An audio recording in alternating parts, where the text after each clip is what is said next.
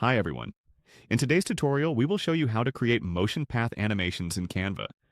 This is a great way to make your elements move along custom paths and bring your designs to life. Let's get started. On your Canva dashboard, we will insert an element. Just click the Elements option in the top part of your toolbar. Let's insert a shape as an example. We will change its color so it stands out, as you can see here. To add motion path animations to this element, all we need to do is click the element and then click Animate in the upper part of the toolbar. Here we can choose options like Pan or Rise. There is also a Drift option, which we can select here. We can also choose Drift or Tectonic. The element will move left to right or up and down. We just need to pick the movement that works best for our design. But first, make sure we are subscribed to the Business or Canva Pro plan, as this motion animation feature requires a paid plan.